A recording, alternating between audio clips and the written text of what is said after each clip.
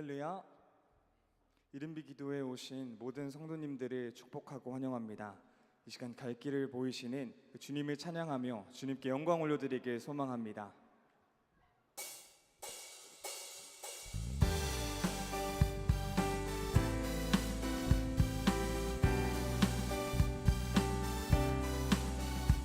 주께서 우리 가운데 찾아오셔서 우리에게 새 힘과 은혜를 주실 줄 믿습니다. 아멘.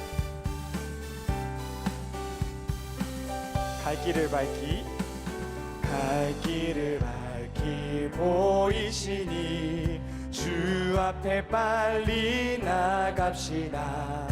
우리를 찾는 구주 예수 곧 오라. 다시 한번 고백하겠습니다. 갈 길을 밝히 보이시니 주 앞에 빨리 나갑시다. 우리를 찾는 구주 예수 곧 오라 하시네. 죄악 벗은 우리 영혼은 기뻐 뛰며 주를 보겠네. 하늘에 계신 주 예수를 영원히 섬기리. 다시 한번 처음부터 고백하겠습니다. 우리를 오라 하시는 말 기쁘게 듣고 순종하세. 구주를 믿기 지체 말고 다시 한번 우리를 오라 하시는 말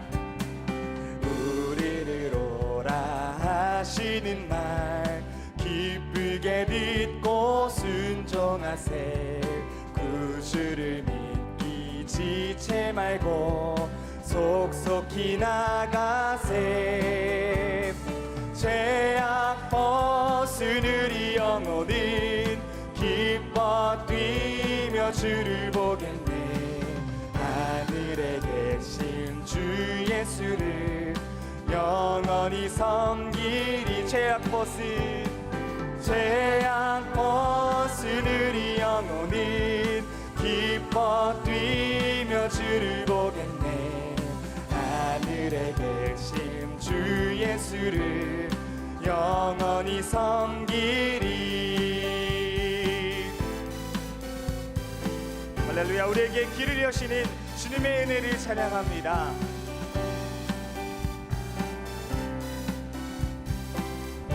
3절을 목소리로만 고백하겠습니다. 주 오늘 여기 계시오니 다 와서 주의 말씀 듣기도 하며 생각하니 참 진리시로다. 죄악 벗은 우리 영혼은 기뻐 뛰며 주를 보겠네. 하늘에 계신 주 예수를 영원히 섬기리. 죄악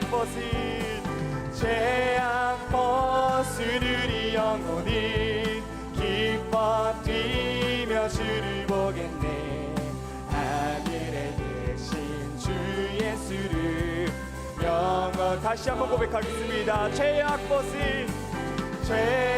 벗은 우리 영혼은 기뻐 뛰며 주를 보겠네. 우리 마지막으로 한 번 더 믿음으로 고백하기를 합니다. 죄악 벗은 영혼이 주님께 기뻐 뛰며 찬양하겠습니다. 죄악 벗은 우리 영혼은 기뻐 뛰며 주를 보겠네. 아멘.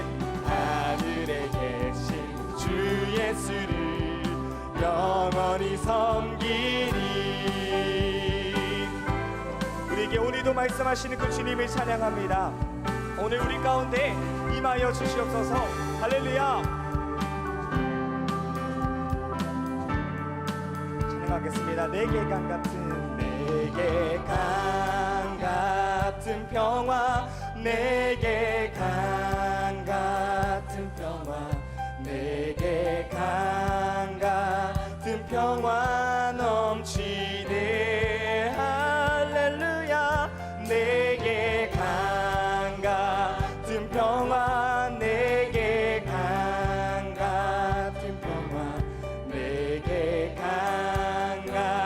같은 평화 넘치네. 내게 바다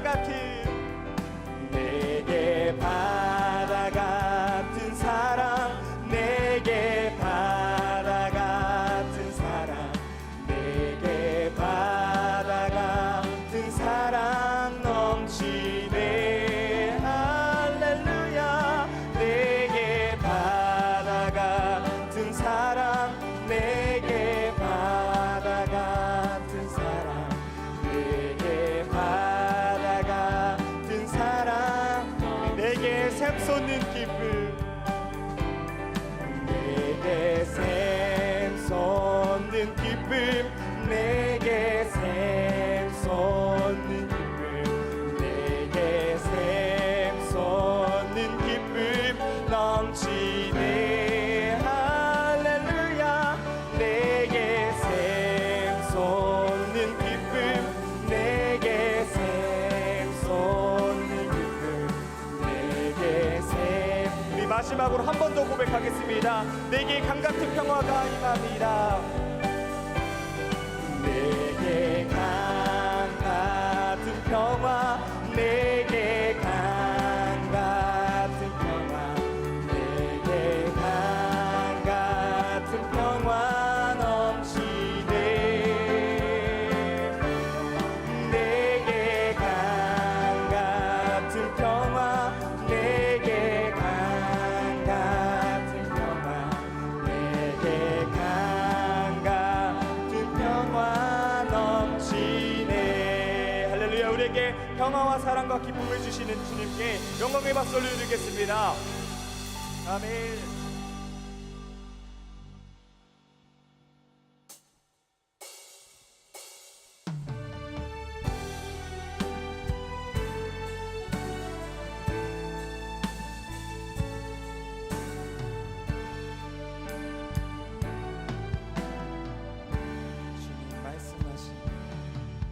주님 말씀하시면 내가 나가리라. 주님 뜻이 아니면 내가 멈춰서리다. 나의 가고 서는 건 주님 뜻에 있으니 오 주님 나를 이끄소서. 주님 말씀하시면 주님 말씀하시면 내가 나가리다. 주님 뜻이 아니면 내가 멈춰서리다. 나의 가고 서는 건 주님 뜻에 있으니 오 주님 나를 이끄소서. 뜻하신 그곳에 나 있기 원합니다.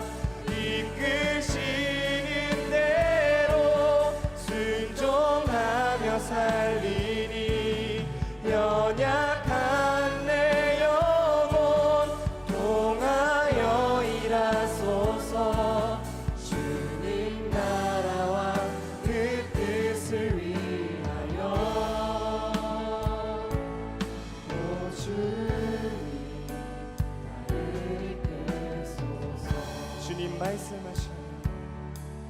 주님 말씀하시면 내가 나가리라. 주님 뜻이 아니면 내가 멈춰서리라. 나의 가고 서는 건 주님 뜻에 있으니 오 주님 나를 이끄소서. 뜻하신 그곳에 나 있기 원합니다. 이끄시는 대로 순종하며 살리니 연약한 내 영혼 통하여 일하소서. 주님 나라와 그 뜻 다시 한번 고백하겠습니다. 뜻하신 그곳에, 뜻하신 그곳에 나 있기 원합니다. 이끄시는 대로 순종하며 살리니 연약한 내 영혼 통하여 일하소서. 주님 나라와, 다시 한번 믿음으로 고백하겠습니다. 주님 뜻하신 그곳에 나 있기 원합니다. 뜻하신 그곳에 나 있기 원합니다. 이끄시는 대로 순종하며 살리니 연약한 내 영혼 통하여 일하소서. 주님 나라와 그 뜻을 위하여 오 주님 나를 이끄소서. 오 주님 나를 이끄소서. 오 주님 나를 이끄소서. 오 주님 나를 이끄소서. 오 주님 나를 이끄소서. 기도회를 위하여 함께 기도하겠습니다. 주님, 우리가 주님을 의지하며 주님께서 말씀하시면 나아가겠습니다. 주님 뜻이 아니면 멈추어 서겠습니다.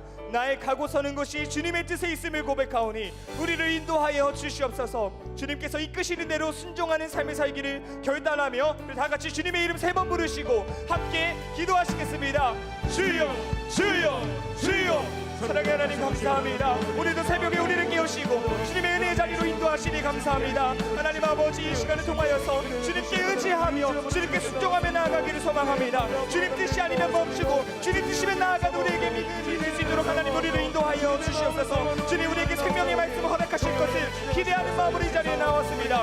우리의 마음을 열어주시고 주님의 음성의 귀를 기울일 수 있는 귀한 예배의 시간이 될 수 있도록 하나님 인도하여 주시옵소서. 하나님 우리의 마음을 여시고 하나님 생명의 말씀으로 우리의 마음을 주장하시사 하나님 우리가 이 세상에서 살아갈 때에 주님의 말씀을 의지하며 하나님 베드로가 깊은 곳에 나아가 그물을 던졌던 것처럼 하나님 예수님을 의지함으로 주님 말씀하시며 나아갈 수 있는 그 귀한 은혜의 시간이 될 수 있도록 하나님 우리를 인도하여 주시옵소서. 우리가 듣는 말씀을 통해 우리에게 원하시는 길을 깨닫고 그 길을 담대히 걸어갈 수 있는 우리 이 시간 될 수 있도록 하나님 인도하여 주시옵소서. 하나님 우리의 마음을 열어주시고 하나님 이 시간 우리에게 깨닫고자 하시는 그 말씀을 통하여서 우리의 마음이 열려 주님 안에 바라볼 수 있도록 하나님 인도하여 주시옵소서. 우리 생명의 말씀을 통하여서 우리의 심령이 변화되고 우리의 삶이 변화되고 주님께 결단하며 나아갈 수 있는 예배의 시간이 될 수 있도록 하나님 우리를 인도하여 주시옵소서. 하나님 우리의 나의 가고 서는 것 주님 뜻에 있음을 고백합니다. 우리의 길을 밝히 보이시는 그 주님 앞에 우리가 무릎 꿇고 고개 숙여 기도하는 자들이 되게 하여 주시옵소서. 하나님 이 시간 우리가 기도할 때에 우리에게 강 같은 평화와 바다 같은 사랑과 샘솟는 기쁨이 넘치게 하여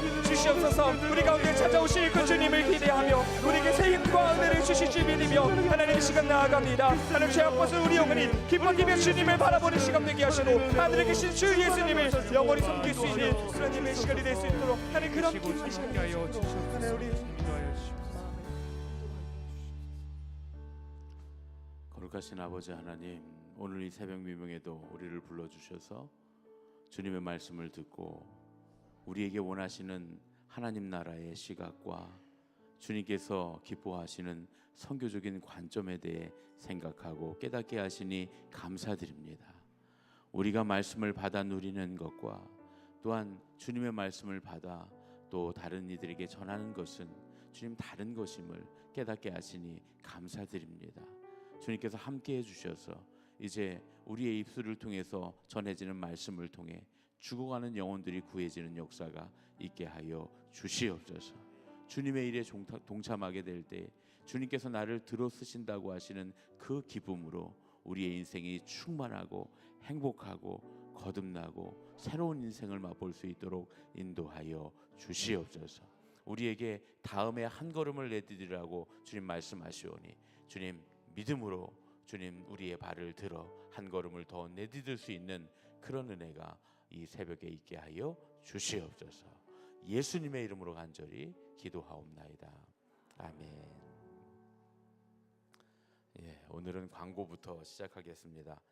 내일은 토요일 기도회를 마친 뒤에 아침 식사가 준비된다고 합니다. 우리 특별히 여선교회에서 우리 교회가 예전에는 특별 기도회 하면서 이렇게 토스트도 하고 그랬는데 그동안 우리가 코로나 하는 동안에 끊겼었어요. 그래서 토스트를 또 다시 재개하고 이런 것들이 좀 어려워서 안 하고 있다가 이번에 여선교회에서 내일 아침에는 여러분들에게 토스트를 대접한다고 합니다. 싸가시는 건 안 되고 싸달라고 하시는 분들이 가끔 계신데 그러면 모자라서 안 된대요. 그러니까 싸가시는 건 안 되고 아침을 여기서 기도에 참여하신 분들만 이 자리에서 우리 1층 카페에서 또 여러분 편하신 자리에서 우리 여선교회가 맛있게 구워주시는 토스트와 또 잼과 또 우유 이런 것들을 함께 하시면서 아침 식사를 간단하게 온 교회가 함께 나눴으면 좋겠다. 이렇게 해서 여선교회에서 열심히 준비를 합니다.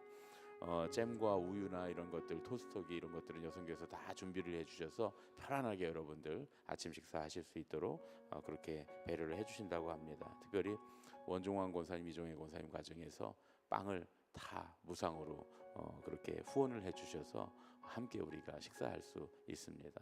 여러분들 또 내일 아침에는 많이 전도하셔서 아침에 토스트도 준다 이렇게 하면 또 마음에 토스트 때문에 오시는 분은 없겠지만 그래도 기도할 마음이 더 나지 않겠습니까? 여러분들이 함께 잘 말씀하셔서 내일 아침에는 온 교회가 다 같이 영의 양식도 먹고 또 간단하게 맛있게 육의 양식도 함께 나누는 그런 시간이 되었으면 좋겠습니다. 우리 권사님 한 분이 이렇게 기도의 제목을 했습니다. 주여, 한나처럼 사무엘을 위하여 눈물로 기도하지 못하고 헌신하지 못하여 나의 두 자녀를 믿음으로 품지 못하고 놓치고 말았습니다. 이 죄인을 긍휼히 여기사 우리 두 자녀, 하나님께서 보내주신 귀한 자녀 주님 품으로 돌아올 수 있도록 붙드시고 인도하여 주시기를 간절히 원하옵나이다. 주님의 때가 있다는 것을 알고 있지만 주여, 너무 늦게 그들이 돌아오지 않았으면 좋겠습니다.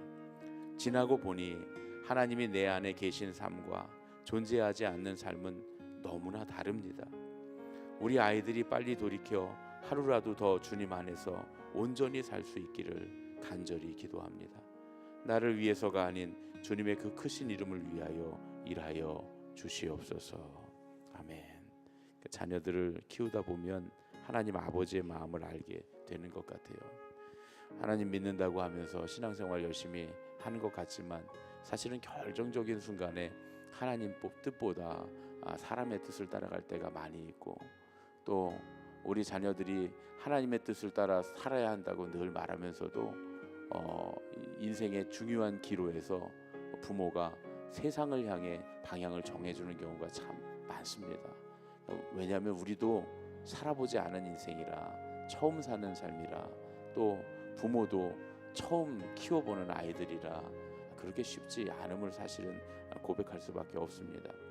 그러나 시간이 지나고 나면 그것이 잘못된 선택이었구나 하고 생각할 때가 많이 있지요. 그러나 그럼에도 불구하고 하나님 신실하셔서 그런 과정을 통해서 하나님 아버지의 마음을 알게 하시는 줄로 믿습니다. 우리가 하나님 아버지의 마음을 알고 기도하면 놓친 것 같지만 놓친 것이 아니요, 돌아간 것 같지만 돌아가는 게 아니라 가장 빠른 길로 주님께서 붙잡으시는 손길로 함께 하실 줄로 믿습니다. 기도의 자녀는 망하지 않는다고 하지 않습니까? 우리가 이렇게 기도하기 시작했으면 반드시 하나님께서 그 안에 일하시고 역사하시고 여러 가지 문제들과 여러 가지 어려운 일들을 통해서 오히려 전화위복하시는 역사가 있게 될 줄로 믿습니다. 오히려 우리가 가르치지 않아도 오히려 그들이 나갔던 세상에서 하나님께서 만나주시고 바꿔주시고 주님의 길로 돌이키게 하시는 그런 은혜가 있을 줄로 믿습니다. 그래서 우리는 잠잠히 기도합니다. 하나님 아버지의 마음을 품고 잠잠히 기도해야 할 줄로 믿습니다. 우리 세 가족이신데요, 세 가족이 이런 기도하셨습니다. 30년 전 처음 예배당에 들어서서 하나님을 알게 되었던 그때를 기억하며 다시금 첫사랑을 회복시켜 주시니 감사합니다. 구구절절했던 과거가 창피함이 아닌 믿음의 자신임을 깨달은 순간부터 저를 성장시켜 주셨던 하나님, 우리 가정을 우리 가정의 믿음을 다시금 만져주사 우리 가족에게 계획하신 직분을 허락하시고 각자의 달란트대로 사용하여 주옵소서. 이제는 코앞에 놓인 상황들만 가지고 기도할 것이 아니라 믿음 위에 믿음을 바라볼 수 있는 영적인 시야를 넓혀주셔서 우리 가정을 넘어 교회를 위해 나라와 세계를 위해 기도하게 하시고 나에게도 말씀하시는 선교의 마음을 기쁨으로 품게 하옵소서. 새 가족이신데 오랫동안 먼 길을 돌아 다시 돌아와 보니 30년 전에 기다리시던 하나님이 이곳에서 기다리고 계심을 깨닫게 되었다는 그런 이야기입니다. 이 믿음의 고백이 앞으로도 계속 되시기를 예수님의 이름으로 축원합니다. 돌아와 보니 가장 좋은 곳이어서 가장 좋은 하나님 아버지의 품이어서 끝까지 주님께서 부르시는 그날까지 주님의 뜻대로 살고 주님 나라 확장을 위해서 함께 걸어가며 무엇보다 기쁨으로 하나님께서 주신 마음으로 살 수 있도록 그렇게 기도하는 그런 내용, 우리 모두의 기도의 제목이 될 줄로 믿습니다. 어디가 가장 좋은 곳입니까? 우리 집이 제일 좋은 곳이지. 세계를 돌아 아무리 좋은 여행을 해도 집에 돌아오자마자 하는 말이 있잖아요. 집이 제일 좋다. 집이 제일 좋다. 하나님 아버지의 품이 가장 좋은 곳인 줄로 믿습니다. 우리 교회 홈페이지에 보면요, 우리 교회 홈페이지에 맨 처음에 여러분 들어가시면 제일 먼저 보이는 문구가 뭡니까? 웰컴 홈. 제가 영어로 웰컴 홈이라고 적어놨어요. 꼭 그렇게 하고 싶었습니다. 여러분들이 어디에서 무엇을 했든 늘 주님 앞에 돌아오면 반겨 맞아주시는 하나님의 아버지의 품에서 마치 하루 종일 일하고 집에 돌아와 편안한 몸을 쉬듯이, 또 한동안 여행을 했다가 돌아와 집에 들어올 때 가장 편안함을 느끼는 것처럼 여러분들이 이 예배당에 나와 예배하고 주님을 만나고 기도할 때마다 하나님 아버지의 품, 집으로 돌아온 그 가장 행복한 느낌을 느껴야 할 줄로 믿습니다. 그렇게 되시기를 예수님의 이름으로 축원합니다. 언제든 매일이든 매일 새벽이든 주님 앞에 나와 기도할 때 주님께서 우리의 마음을 위로하시고 안아주시고 감싸주실 줄로 믿습니다. 아버지의 마음을 아는 사람들은 아버지의 품으로 돌아갑니다. 아버지의 마음을 아는 사람들이 아버지의 품을 떠나 있는 자들을 하나님 아버지의 품으로 돌아오게 할 수 있는 줄로 믿습니다. 이 시간 우리 다 같이 자리에서 일어나셔서 아버지 당신의 마음이 있는 곳에 아버지의 마음을 알게 하셔서 아버지의 사랑을 알게 하셔서 내가 가장 따뜻한 아버지 품으로 늘 돌아올 수 있는 자가 되게 하여 주시옵소서. 또 주님 품을 떠나 있는 이들에게 하나님 아버지의 사랑을 전할 수 있는 믿음이 있게 하여 주시옵소서. 우리 함께 찬양하고 함께 결단하며 기도하겠습니다.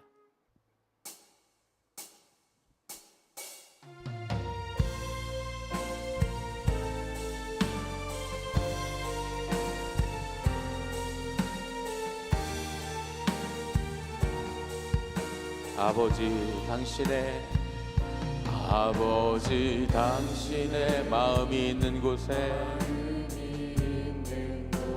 나의 마음이 있기를 원해요. 아버지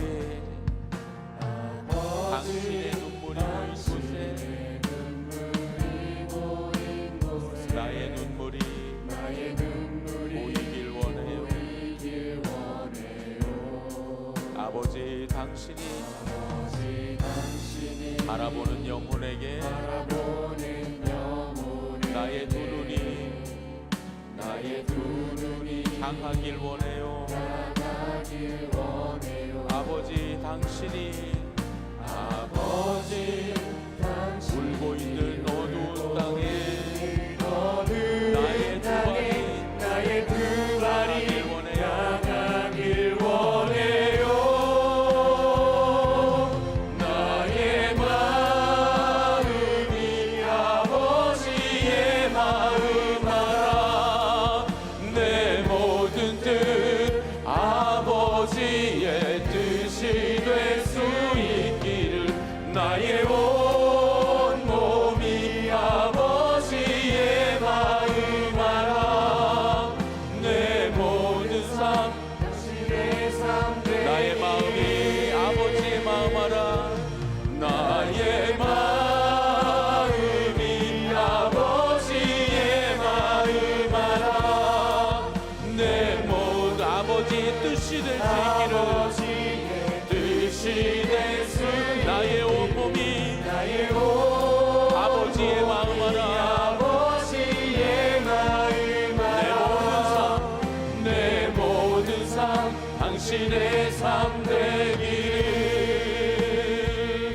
아버지, 내가 오늘 이 아침에 아버지의 마음을 알게 하여 주시옵소서. 아버지의 마음을 알아 주님께로 늘 돌아오는 믿음이 되게 하여 주시옵소서. 어디에 있든지 무엇을 하든지 내가 돌아갈 곳은 주님 품이라고 하는 사실을 깨닫게 하여 주시옵소서. 애타게 나를 기다리시는 아버지의 마음을 알아 그들도 기다리신다는 것을 알아 그들에게 주님의 복음을 전하여 주님 품으로 돌아오게 할 자가 되게 하여 주시옵소서. 우리 주님의 이름을 3번 부르고 합심하여 기도하겠습니다.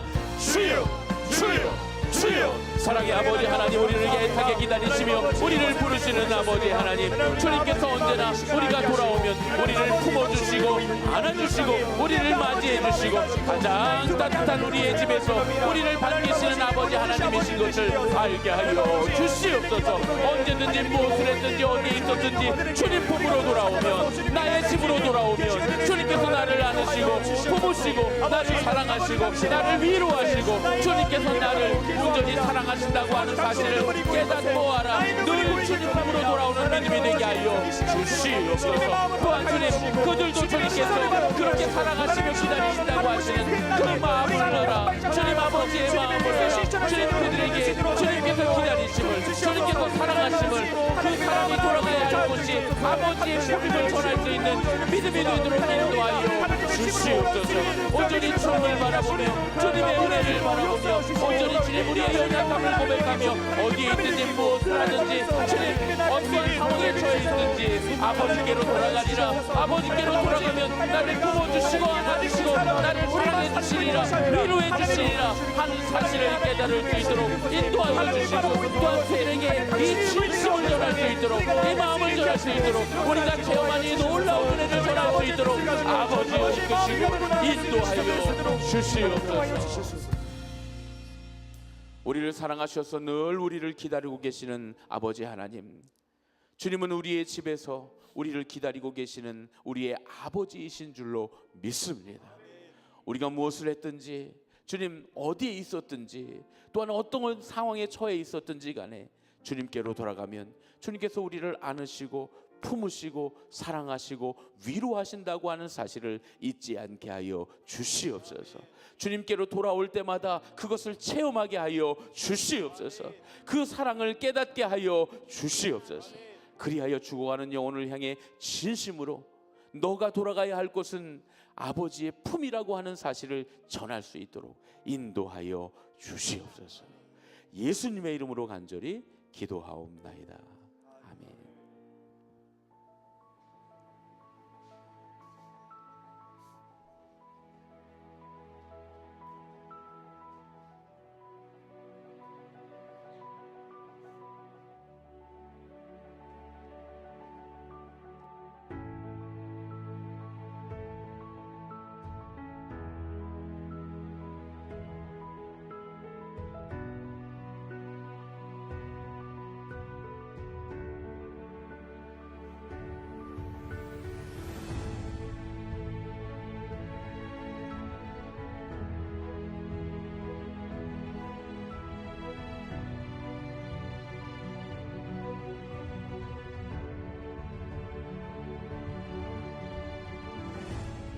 주신 하나님의 말씀은 누가복음 5장 4절로 11절 말씀입니다. 신약성경 누가복음 5장 4절로 11절 말씀. 우리에게 주신 이 말씀을 우리 함께 봉독해서 읽겠습니다. 말씀을 마치시고 시몬에게 이르시되 깊은 데로 가서 그물을 내려 고기를 잡으라. 시몬이 대답하여 이르되 선생님, 우리들이 밤이 새도록 수고하였으되 잡은 것이 없지만은 말씀에 의지하여 내가 그물을 내리리이다 하고, 그렇게 하니 고기를 잡은 것이 심히 많아 그물이 찢어지는지라. 이에 다른 배에 있는 동무들에게 손짓하여 와서 도와달라 하니 그들이 와서 두 배의 채움에 잠기게 되었더라. 시몬 베드로가 이를 보고 예수의 무릎 아래에 엎드려 이르되 주여 나를 떠나소서 나는 죄인이로소이다 하니, 이는 자기 및 자기와 함께 있는 모든 사람이 고기 잡힌 것으로 말미암아 놀라고 세베대의 아들로서 시몬의 동업자인 야고보와 요한도 놀랐습니다. 예수께서 시몬에게 이르시되 무서워하지 말라. 이제후로는 내가 사람을 취하리라 하시니 그들이 배들을 육지에 대고 모든 것을 버려두고 예수를 따르니라. 아멘.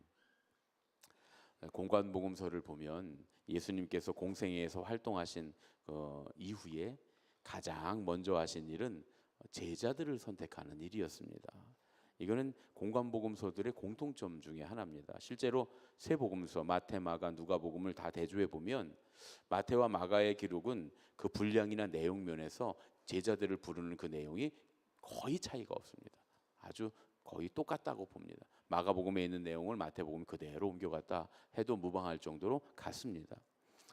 실제로 이 모든 분량이나 내용 면에서 그렇게 같은데 누가복음도 실제로 그 내용 면에서는 비슷하다 볼 수 있어요. 실제로 어느 부분은 마가복음에서 그대로 가져왔다 이렇게 말해도 될 정도입니다.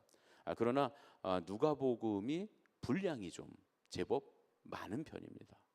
왜 이렇게 누가복음은 주저리 이런저런 이야기들을 많이 해놨을까? 마가복음 1장 16절부터 20절과 마태복음 4장 18절로 22절을 보면 절수도 똑같죠. 예수님께서 갈릴리 해변을 지나시다가 어부의 형제들인 베드로와 안드레, 야고보와 요한을 보시고 각각 나를 따르라.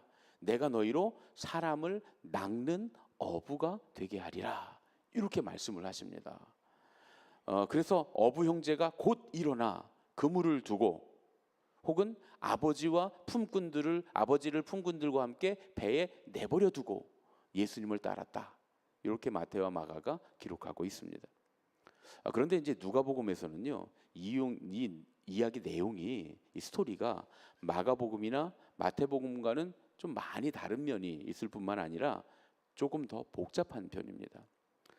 먼저 예수님께서 시몬의 배에 올라서 무리를 가르치시는 이야기가 나오고 이어서 밤새도록 고기를 잡지 못한 베드로에게 깊은 곳에서 그물을 내리라 라고 말씀하십니다. 베드로가 그 말씀대로 했더니 그물이 찢어질 정도로 많은 고기를 잡게 되었다는 거예요. 베드로가 깜짝 놀라서 주님의 무릎 아래에 엎드려 주여 나를 떠나소서 나는 죄인으로소이다 이렇게 고백을 합니다. 베드로의 태도가 사뭇 굉장히 신앙적이고 무언가 이게 굉장히 극단적이다 이렇게 말할 수 있죠. 순식간에 그물에 물고기 잡힌 것만 보고 제가 어느 날 그냥 이렇게 지나가다가 물고기 잡는 그물 던지는 어부한테 저쪽 깊은 데 가서 그물을 던져보세요 그랬더니 여기 물고기 없는 데인데 한번 던져보세요. 그래 던졌는데 물고기를 많이 잡았으면 그분이 제 앞에 무릎을 탁 꿇고서 주여 나는 죄인으로소이다 나를 떠나소서 이렇게 하겠습니까 안 하겠습니까? 여러분 이게 이해가 되십니까? 이제 이런 부분이 누가복음의 굉장히 탁월한 부분입니다. 물론 이 말씀은 누가가 마가복음을 인용한 건 맞아요. 마가복음에 있는 내용을 먼저 가지고 왔습니다. 본문 가운데 그물, 두 배, 야고보의 두 아들, 사람 낚는 어부 다 버리고 따랐다. 이 말씀들이 똑같아요. 그런데 누가복음에는 좀 특별한 점이 있죠. 내용이 길다고 하는 것과 스토리가 좀 주저리 이런저런 이야기가 많이 있다고 하는 것과 또 문맥이 다릅니다. 마태복음과 마가복음의 경우에는 문맥상 예수님께서 요단강에서 세례를 받으시고 광야에서 시험을 받으신 후에 곧바로 제자들을 부르는 것으로 되어 있습니다. 그런데 누가복음의 경우에는요, 예수님께서 이미 공생애를 시작하신 후에, 그러니까 고향에서 첫 설교를 마치신 후에 가버나움에서는요 귀신을 쫓아내시고 베드로의 장모를 먼저 고쳐주십니다. 이러니까 좀 이해가 돼요. 베드로가 주님 앞에 그렇게 공손했더니요 밤새도록 한 마리도 못 잡았지만은 주님의 말씀에 의지하여 그물을 내리리이다. 보통은요 제가 그렇게 얘기하면 이 사람아 고기도 한 번 안 잡은 사람이 무슨 지금 이 시간에 깊은 데 가서 그물을 내려 물고기 한 마리도 없는데 이렇게 말하지 않겠느냐 말이에요. 베드로나 예수님이나 연배가 비슷한 청년들인데 새파랗게 젊은 사람이 물고기도 한 번 안 잡아본 것 같은 사람이 또 누가 얘기해 주는데 목수라는데 목수가 무슨 물고기 잡는 걸 안다고 이 평생 물고기 잡은 사람한테 훈수야. 나는 꼬맹이 때부터 아버지랑 같이 그물 던졌는데 이렇게 안 하겠느냐 말이에요. 그런데 그렇게 하지 않고 뭐라 그래요? 밤새도록 그물을 내려 한 마리도 못 잡았어. 난 전공자인데 전문인인데 한 마리도 못 잡았는데 주님의 말씀에 의지해서 내가 그물을 내리리다. 어떻게 이렇게 할 수 있냔 말이에요. 베드로의 장모의 열병을 예수님께서 고쳐주시는 장면을 베드로 봤기 때문이죠. 그래서 예수님 앞에 공손했다는 거예요. 예수님께서 그런 활동들을 하신 후에 갈릴리 바다로 가셔서, 갈릴리 호수로 가셔서 어부들을 제자로 부르시는 것으로 누가가 아주 자세히 왜 이렇게 베드로가 주님 앞에 공손히 주님의 말씀을 뜻을 따라서 그물을 던졌고, 왜 그물을 던진 후에 물고기가 많이 잡혔을 때 베드로가 그렇게까지 주님 앞에 무릎을 꿇고 엎드려서 그래서 주님 앞에 나인 죄인입니다 라고 고백했는가, 이 이야기를 알려주는 것이죠. 마가는 좀 급하게 쓰여진 성경입니다. 예수님의 제자들은 하나둘씩 순교를 당하고 죽어가고, 예수님의 그 시대에 예수님께서 계실 때 그 말씀을 전해줄 사람들은 하나씩 하나씩 사라져 가는데, 로마에서는 핍박이 옵니다. 신앙에 대한 핍박이 와요. 그러니까 사람들이 자꾸 신앙을 버리기 시작하는 거예요. 그러니까 마가는 급하니까 빨리 마가복음을 기록했어요. 그래서 그 마가복음 처음 기록한 이 마가복음의 내용은 짧습니다. 마태나 누가나 요한에 비하면 아주 현격하게 짧게 되어 있죠. 그러면서 그때 마가는 급하니까 주님께서 부르시면 응답해야지, 주님께서 죽으라 하시면 죽어야지, 주님께서 가라 하시면 가야지 하는 그 긴급한, 이미 신앙을 가지고 있는 사람들에게, 신앙이 없는 사람들이 아니고 이미 신앙을 가지고 있는 사람들에게 이거 다 알지, 이거 다 알지, 이거 다 알지, 그래서 주님이 이렇게 하라고 그러시면 우리가 그렇게 해야지, 순종해야지 해서 즉각적인 응답, 즉각적인 순종, 이렇게 하나님 나라의 복음을 묘사하고 있기 때문에 마가복음 같은 경우는 이거 자세히 기록할 필요가 없었어요. 마태복음도 이미 신앙을 갖고 있는 신앙의 공동체에 오랫동안 함께 신앙생활하고 환난을 겪고 그 고난을 견디고 있는 그 공동체에 이야기하고 있는 거기 때문에 이 복음의 과정을, 복음이 전해진 과정을 자세히 묘사할 필요가 없었다는 이야기죠. 그러나 누가는 그렇지 않습니다. 누가는 그렇지 않아요. 누가는 이 어부들이 어떤 과정을 거쳐서 예수님을 만났는가, 근데 또 이 얘기를 장황하게 누구는 그랬고 누구는 그 드라마에 무슨 인물들 다 소개하는 것처럼 그렇게 하면 얼마나 장황합니까? 그러니까 시몬 베드로 하나만 딱 찍어서 시몬 베드로의 경우를 자세하게 설명하고 있는 것이죠. 마태복음과 마가복음의 경우에는 베드로와 안드레 형제가 그 후에 요한과 야고보 형제가 각각 부름을 받는 형태로 소개합니다. 그래서 너희는 사람을 낚는 어부가 되리라 이렇게 말씀하셔요. 2인칭 복수로 말씀하십니다. 그런데 오늘 말씀에는 베드로라고 하는 이 한 사람에 집중해서, 심지어 이 본문 가운데 베드로의 이름이 7번이나 불려집니다. 7번이나. 그리고 너는 사람을 취하리라, 이 말씀도 오직 베드로에게만 하시는 거예요. 헬라어 원문을 보면 2인칭 단수로 쓰였습니다. 왜 그랬는지 아시겠죠? 일일이 다 여러 사람들이, 많은 사람들이 주님께서 부르실 때 즉각 응답하고 그대로 순종했지 않냐, 요거는 마가가 지금 믿고 있는 사람들에게 이야기하는 거고, 지금 여기 누가는 믿지 않는 데오빌로와 로마의 헬라인들, 로마인들에게 이러이러한 과정을 거쳐서 주님을 믿고 만나게 되었다라고 하는 복음의 과정을 베드로라고 하는 한 사람을 예시를 해서 자세히 기록하고 있다. 기록 내용 자체가 달라지게 된 것이죠. 그리고 마태복음과 마가복음의 처음에는 네 제자가 중심이 됐지만 누가복음에서는 오직 베드로가 중심인데, 중요한 건 사람만 그런 게 아니라 해야 할 일도 다릅니다. 마태복음과 마가복음은 너희는 뭐가 된다 그랬어요? 사람을 낚는 어부가 되리라 이렇게 말씀합니다. 그런데 누가복음은 뭐하라, 어떻게 한다 그랬어요? 내가 이제부터 사람을 취하리라 이렇게 말씀하십니다. 사람을 취하리라. 요거는 베드로가 할 일이는 예수님 말씀하세요. 제자들은 사람을 낚는 어부, 4명의 제자들에게 너희들은 이제 앞으로 사람을 낚는 어부가 될 거야 라고 말했지만, 베드로에게는 너는 앞으로 사람을 취하리라 이렇게 말씀하십니다. 누가복음만 좀 달라요. 누가복음이 선교를 위해서 쓰였다라고 하는 점을 생각해 보면 이게 어감의 차이 때문에 이렇게 되었구나 하는 사실을 우리가 금방 알 수 있습니다. 여러분 생각해 보세요. 이게 제자들의 사명이 선교 활동이라면 지금 이제 선교지에 나가서 선교 활동을 하는 거라면 그들의 생각이 지금 어부인 제자들에게 너희들의 이제 사명이 물고기를 낚는 어부였다가 사람을 낚는 어부가 될 거야 라는 이야기, 이 이야기는 이미 믿고 있는 사람들에게 우리의 사명은 무엇이다라고 하는 것을 이야기하는 거잖아요. 그런데 반대로 지금 이 누가복음은 어디를 향해 있어요? 선교지. 선교 받을 사람들을 향해서 지금 그리고 데오빌로라고 하는 이 사람, 로마에 있는 교인들을 향해서 이 복음서를 쓰는 거잖아요. 그러면 중점이 누구에게 있어요? 처음 복음을 듣는 사람들에게 있잖아요. 그런데 처음 복음을 듣는 사람들에게 당신은 이제부터 나에게 낚일 것이요, 이렇게 말하는 게 어감상으로 적절합니까? 예, 이거 우리 청소년들은 너무 잘하는데, 그렇죠? 너는 이제부터 나에게 낚일 것이다. 그리고 복음을 전하면 사람들이 믿을까 안 믿을까, 받아들일까 안 받아들일까. 학교에서 넌 이제부터 나에게 낚일 거야 라고 말하는 것 자체가, 너 지금부터 나에게 이용당할 거야 라는 뜻입니다. 실제로 사람을 낚는 어부라고 하는 표현이 제자들이 물고기를 낚는 어부에서 사람을 낚는 어부가 되리라 하고 그들의 사명의 전환점을 이야기할 때는 큰 문제가 없지만, 복음을 듣는 사람 입장에서, 낚이는 사람 입장에서 지금부터 당신은 나에게 낚일 거야 라고 말하는 건 교회 안에서도 적절하지 못한 표현이다 라고 하는 그런 이야기가 계속 신학자들 사이에 대두가 되어 왔습니다. 그래서 이 복음서의 목적이 다르기 때문에 그렇게 쓰여진 것이죠. 그러나 선교를 위해서 쓰여진 누가복음의 경우에는 이제부터 당신을 내가 낚는 사람이야 이렇게 얘기하는 것이 부적절하다. 왜냐하면 물고기를 낚는다고 하는 것은 물고기를 살리는 일이 아닙니다.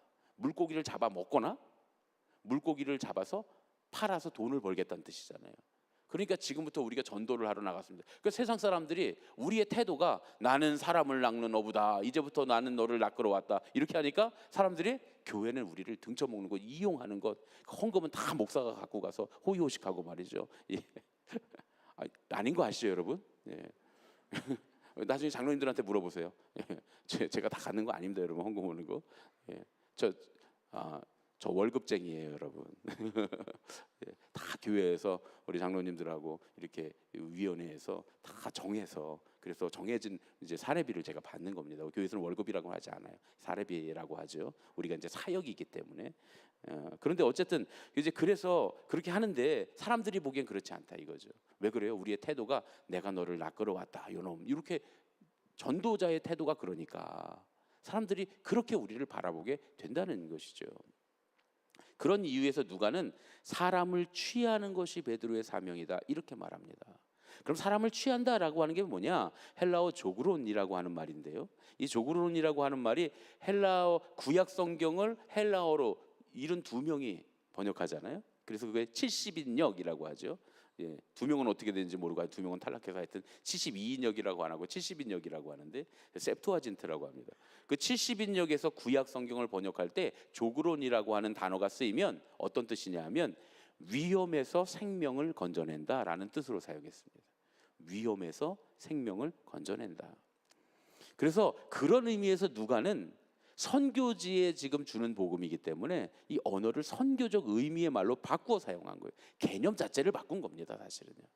내가 이제부터 너를 낚으러 왔다, 나는 사람을 낚는 어부야, 내 입장에서 생각하면 어떻게 돼요? 누가 물고기를 많이 낚았느냐가 중점이 됩니다. 그래서 옛날에 한때는 교회 안에 막 전도 축제, 뭐 전도 대잔치, 이게 한국 교회 엄청 유행했어요. 아직도 하는 교회들이 있는데 그런 교회들의 폐해가 뭡니까? 막 그래서 어느 때는 막 냉장고도 주고 막 어느 교회는 TV도 주고 막 전도 대장이라 그러죠. 전도 그 제일 많이 전도한 사람, 최고로 많이 전도한 사람한테는 막 상도 주고 막 그랬어요. 그러다 보니까 어떤 일이 벌어져요? 누가 더 많이 낚았는가가 과열이 되기 시작하는 거예요.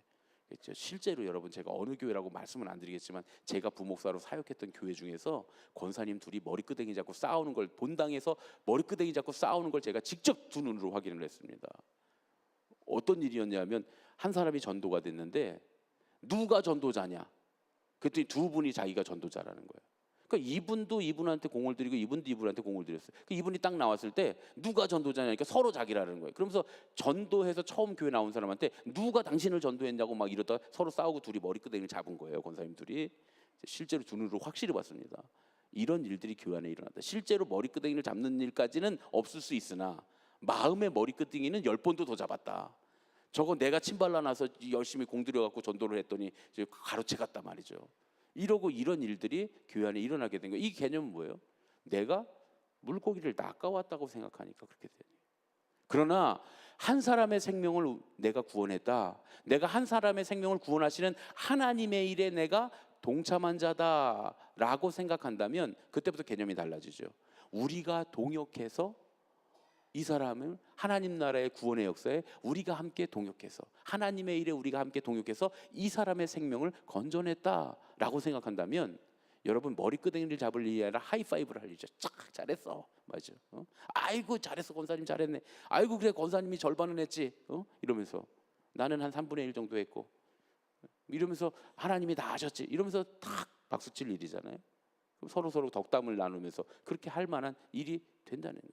전혀 다른 개념입니다. 그래서 우리 교회는 전도 많이 해왔다고 전도 대상 이런 거 안 합니다. 여러분 뭔지 아시겠죠? 선교라고 하는 것 자체에 대한 개념 자체를 잘못을, 선교적 관점으로 선교를 해야 되는데 선교적 관점이 아닌 다른 관점으로 선교를 할 때 이런 문제들이 생기게 된다는 거예요.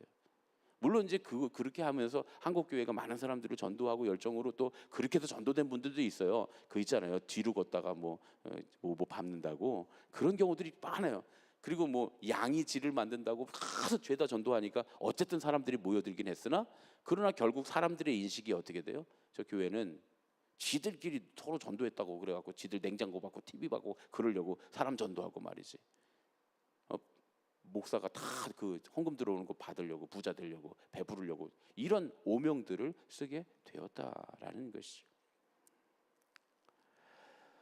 누가가 예수님의 처음 제자들이 예수님을 따르게 된 경위나 동기를 다른 복음서 기자들보다 훨씬 더 자연스럽게, 매끄럽게 소개를 하고 있습니다. 이미 예수님의 말씀과 이적을 통해서 충분히 예수님을 알았고 예수님의 놀라운 능력을 경험한 사람들이, 그래서 예수님을 신앙 고백했다는 거예요. 여러분 누가가 기록한 이 시몬이 예수님 앞에 엎드려서 주여 나를 떠나소서 나는 죄인이로소이다 라고 고백하는 특별한 장면을 여기에 넣습니다. 베드로가 제자가 되기 전에 이미 자신의 죄를 고백하는 신앙 고백이 있었다는 거예요. 이 고백 이후에 베드로는 제자로 받아들여지게 되었다는 겁니다. 다른 성경들은 다 이 내용을 생략했지만 실제로는 이런 과정이 선교의 과정에서 일어났다라는 거예요. 이런 고백 없이는 예수님의 부르심을 받는 제자가 될 수 없다는 거예요. 그러니까 우리가 가서 전도적으로 경쟁적으로 전도하면서 그 사람을 총동원 주일에 끌어다 앉혀놨다고 그 사람이 제자가 됩니까? 안 된다는 거예요. 그 사람이 진정으로 우리의 신앙의 모습을 보고, 야, 저 사람들은 진짜 그리스도인이구나, 저 사람들은 진짜 믿는 사람들이구나, 저 사람은 정말 하나님이 나는 안 믿어지지만 저 사람은 하나님이 있다고 믿는 사람이구나, 이런 것을 경험들을 통해서 저 사람은 왜 하나님이 있다고 믿을까, 왜 하나님이 그들과 함께 한다고, 저와 함께 한다고 믿을까, 그렇게 의문을 갖고 그 사람을 바라보다가 어느 순간에 야, 저래서 하나님은 계신가 보다 라는 믿음이 생겼을 때, 그 고백이 생겼을 때 앉혀놓으면 그 사람은 진짜 신앙인이 되게, 제자가 될 수 있다는 것이죠. 여러분 이 이야기의 절정은 사도행전에서 나타납니다. 사실 베드로가 물고기 깊은 곳에 던져서 참 끌어당길 수도 없을 정도로 수많은 물고기를 잡았다, 거기 있었던 모든 어부들이 깜짝 놀랐다라고 하는 이야기는 사도행전의 복선입니다. 사도행전에 베드로가 사람들에게 회개하라고 설교하잖아요. 그랬더니 사람들이 막 가슴을 치면서 어찌할꼬 하면서 자복하고 회개하면서 하루에 3,000명이 주님께로 돌아오는 역사가 일어나게 됩니다. 이 이야기가, 오늘 우리가 읽은 이 이야기가 그 3,000명을 전하는, 3,000명의 사람의 생명을 구하는, 사람을 취하는 그 베드로의 복선이다, 그런 얘기예요. 제가 아마 영화로 이 장면을 만든다면 예수님께서 네가 이제부터는 사람을 취하리라 말씀하실 때 다 이렇게 오버랩 되면서 그 베드로가 딱 전도하고 그 3,000명이 가슴을 치면서 돌아오는 그 광경이 아마 쫙 오버랩 되게 만들 것 같아요. 여러분 이해가 되시죠? 그렇죠? 그런 장면이다.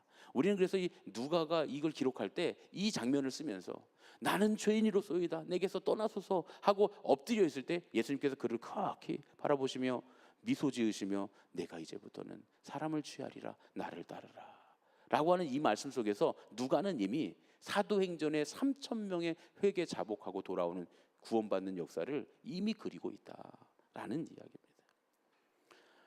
우리는 누가가 기록한 베드로의 소명을 보면서 해석의 문제에 대해서 생각해 봐야 된다는 거예요. 예수님께서 하신 말씀을 해석할 때 제자가 된 우리들의 입장에서는 사람을 낚는 어부가 되는 것도 괜찮은 일입니다. 아주 괜찮은 일이죠. 하지만 사람의 대상이 되는 그 사람들에게 낚인 물고기가 된다고 생각하는 건 굉장히 기분 나쁜 일입니다. 해석의 문제. 그러면 내가 복음을 전할 때 어떻게 해석해서 그에게 전해줄 것인가? 이게 중요하다는 것이죠. 그래서 누가는 낚일 사람들이 아닌 생명을 구원받을 사람들로 규정해서 복음서의 말씀을 그들에게 전달해 주고 있다는 겁니다. A.W. 타겟이라고 하는 사람이 지은 아주 유명한 단편 소설 창이라고 하는 단편 소설이 있습니다. 아마 여러분들이 글로 읽으진 않으셨어도 한 번쯤은 다 들어보셨을 만한 그런 이야기인데요. 어느 작은 병실에 두 남자가 입원해 있습니다. 한 사람은 폐암 말기 선고를 받은 사람이고 한 사람은 디스크 환자였어요. 그런데 이 디스크 환자는 수술을 받은 지 얼마 안 돼서 침대에서 꼼짝도 못하고 누워만 있는 거예요.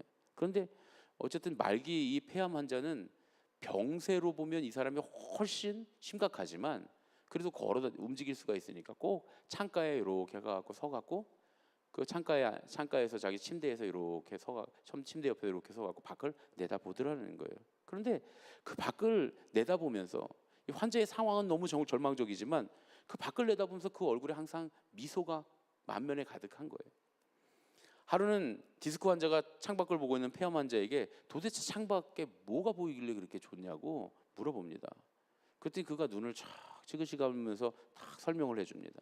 아름다운 호수에 보트와 백조가 한가로이 떠 있고 호숫가를 산책하는 여인들과 잔디밭에서 놀고 있는 어린아이들의 얼굴이 보입니다. 이렇게 이야기를 해줘요. 이 말을 듣고 있던 디스크 환자 짜증이 난 거예요.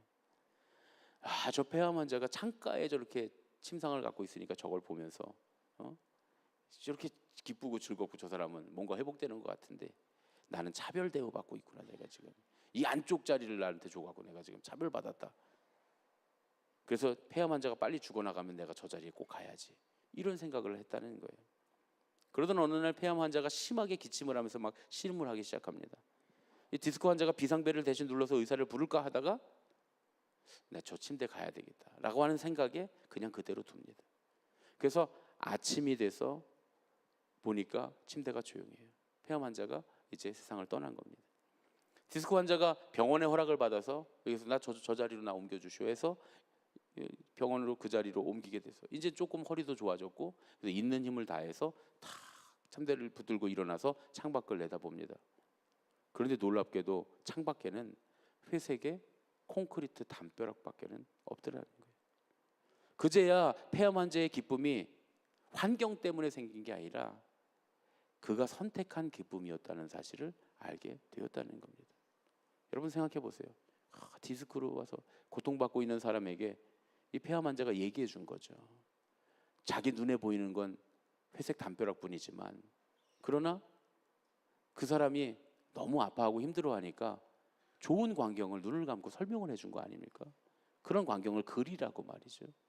저 창밖에는 그런 일들이 일어나고 있구나 하면서 조금이라도 행복한 마음을 가지라고 전해준 건데 이 사람은 그걸 그렇게 해석하지 못하고 차별이다 이렇게 해석을 했다는 이야기죠. 여러분 우리가 우리 삶의 상황과 현상을 어떻게 해석하느냐에 따라 우리가 살고 있는 자리가 지옥이 될 수도 있고 천국이 될 수도 있습니다. 하나님은 우리가 살아가는 세상을 우리가 그리는 대로 만들어 주시는 분이십니다. 우리가 소망하고 바라는 대로 우리가 믿는 대로 믿음은 바라는 것들의 실상이요 보이지 않는 것들의 증거니 선진들이 이로써 증거를 얻었느니라. 비록 그 자리에서는 회색 담벼락밖에 볼 수 없어도 그러나 그것을 그리고 있으면 그가 만난 천국은 그가 본 것보다 더 아름다운 천국이 될 줄로 믿습니다. 만약 이 디스크 환자도 똑같이 그걸 그릴 수 있었다면 회색 담벼락 앞에서도 그 광경을 그릴 수 있었을 것이고 그리고 결국은 그가 나가서 정말로 호수공원에서 그런 광경들을 바라보며 자기가 꿈꿨던 그 광경들을 실제로 바라보며 기쁨을 누릴 수 있었을 줄로 믿습니다. 우리의 상황이 어찌하든 간에, 우리의 환경이 어떠하든 간에 우리가 무엇을 그리느냐가 우리를 만들어가는 것이고 우리의 인생을 만들어가는 것인 줄로 믿습니다. 내가 해석해낸 한마디가 사람을 죽일 수도 있고 살릴 수도 있다는 사실을 기억하고, 내가 낚은 사람이 물고기가 될 것인지 아니면 그 사람이 하나님의 사랑으로 생명에서 위험에서 구원받은 형제가 될 것인지, 우리의 입술에서 나오는 말에 따라 그 결과 또한 크게 달라질 수 있는 줄로 믿습니다. 사람을 취하리라. 물고기를 낚는, 사람을 낚는 어부로서가 아니라 그들을 대할 때 그들의 생명을 취하는 믿음의 제자가 되어야 할 줄로 믿습니다. 선교적인 관점으로 우리의 시각이 바뀔 때 우리를 통해서 하나님 나라가 확장되는 놀라운 역사가 이루어지고 하나님 나라 확장에 함께 동역한 기쁨이 우리 안에 충만하게 될 줄로 믿습니다. 그러한 믿음을 가지고 우리 함께 찬양하시고 결단하며 기도하겠습니다. 전능하신 나의 주 하나님은 함께 찬양하겠습니다.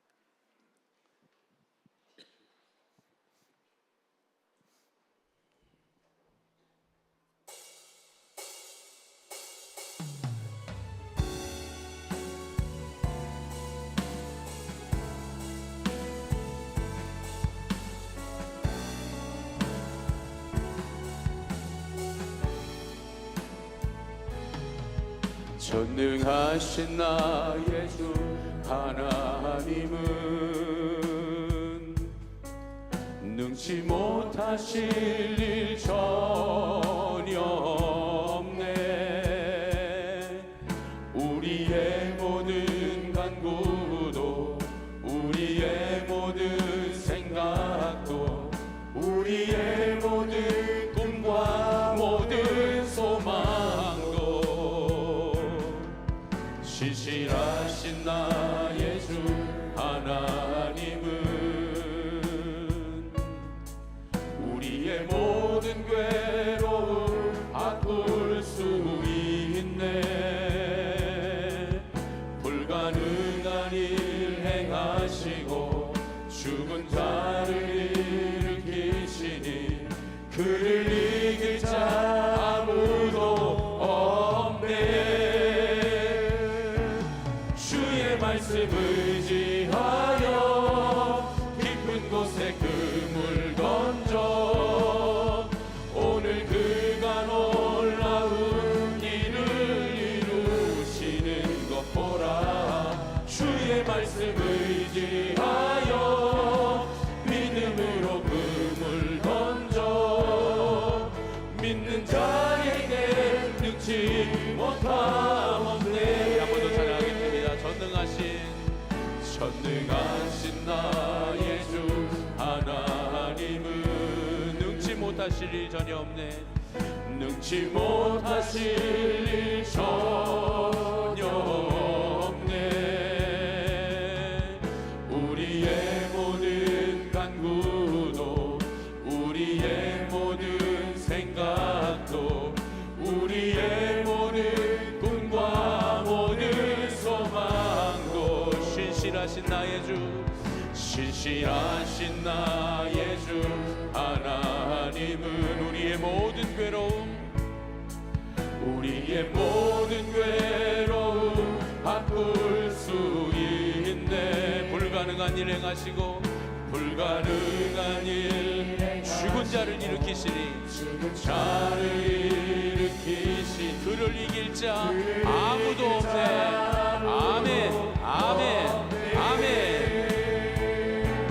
주의 말씀 의지하여 깊은 곳에 그물 던져 오늘 그가 놀라운 일을 이루시는 것 보라.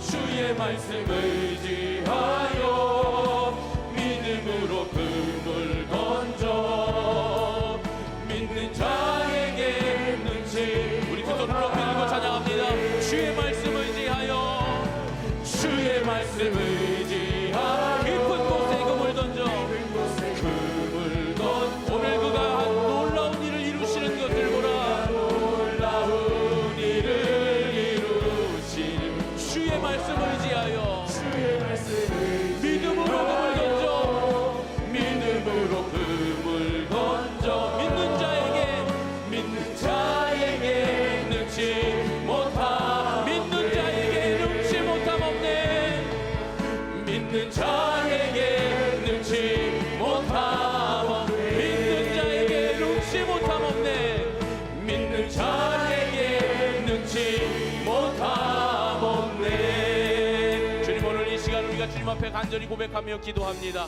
주님, 역사하시고 인도하여 주시옵소서. 오늘 이 시간에 우리가 기도할 때 주님, 능치 못하신 것이 없으신 하나님, 우리의 입술의 고백을 따라 일하시는 하나님을 믿습니다. 주님, 역사하여 주시옵소서. 불가능하다 하지 아니하고 낙심하지 아니하고 패배의 말을 하지 아니하고 오직 주님께서 주시는 기쁨의 말, 능력의 말, 주님께서 주시는 승리의 말을 할 수 있는 믿음이 되게 하여 주시옵소서. 전도자의 입술이 되어 죽어가는 영혼을 구원할 수 있도록 우리를 인도하여 주시옵소서. 믿는 대로 말하게 하여 주시옵소서. 이 시간 주님의 이름을 3번 부르고 합심하여 기도하겠습니다.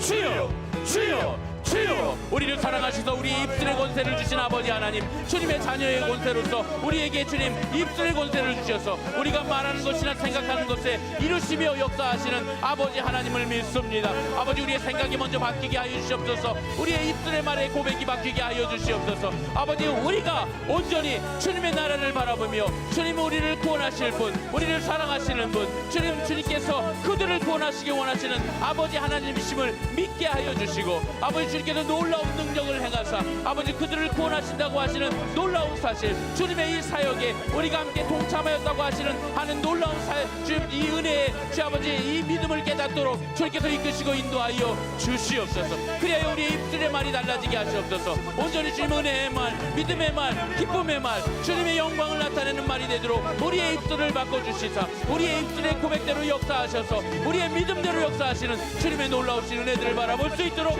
인도하여 주시옵소서.